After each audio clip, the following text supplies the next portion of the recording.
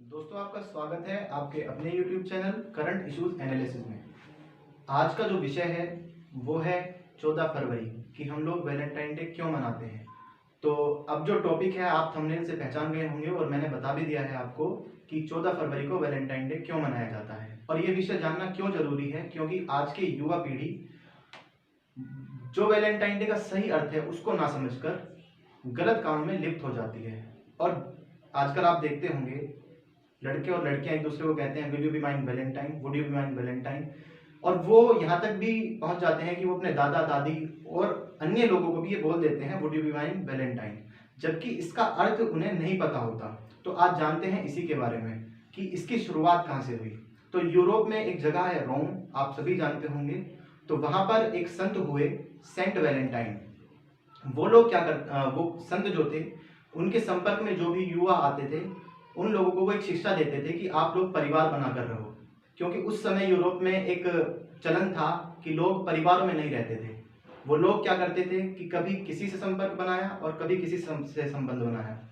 उसके बाद जब सेंट वैलेंटाइन ने ये कहना शुरू किया कि आप परिवार बनाकर रहिए, तो लोगों ने उनसे पूछा कि इसकी ज़रूरत क्या है।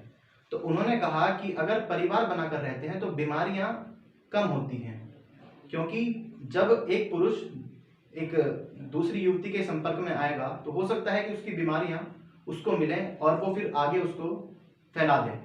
तो उन्होंने कहा कि आप इसको चलन में लाइए और परिवार बनाकर रहिए, इससे बहुत बहुत सारे फायदे होंगे कि लोग अपने जो परिवार के लोग हैं उनको सपोर्ट भी दे सकते हैं। तो बहुत सारे फायदे उन्होंने बताए। उनसे पूछा गया कि आपको ये क्या हुआ कि आप इस यूरोप में जो चलन है उससे हटकर आप बात कर रहे हैं। तो उन्होंने कहा कि मैं आजकल पूर्व की सभ्यता को पढ़ रहा हूँ, और पूर्व की सभ्यता आप सभी जानते हैं, जैसे कि हम कहते हैं कि पश्चिम की सभ्यता, हमारे लिए पश्चिम यूरोप है, लेकिन उनके लिए क्या है, उनके लिए जो पूर्व है वो हमारा भारत है। तो वो भारत के इतिहास को उस समय पढ़ रहे थे, भारत की मान्यताओं को समझ रहे थे। तो उन्होंने कहा कि वहां पर लोग हष्टपुष्ट होते हैं और बीमारियां कम होती हैं।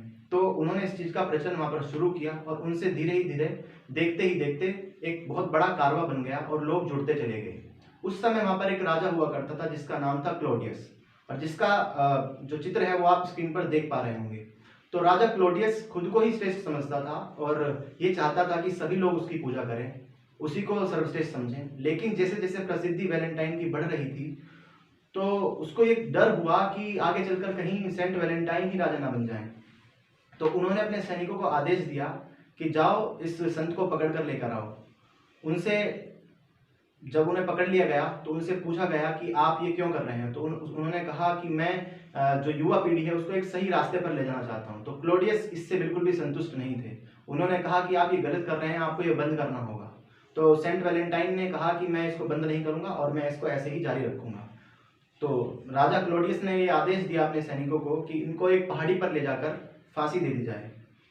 14 फरवरी सन 269 में सेंट वैलेंटाइन को फांसी दे दी गई, और तभी से उनके चाहने वालों ने, जिन लोगों को उन्होंने परिवार बनाने की सलाह दी थी, जिन लोगों को उन्होंने समझाया था कि वैलेंटाइन जो आप परिवार बनाकर रहते हैं उससे बीमारियां कम होती हैं और बहुत सारे फायदे होते हैं, वो सभी लोग इकट्ठा हुए और उनकी याद में 14 फरवरी को उन्होंने वैलेंटाइन डे मनाना शुरू कर दिया।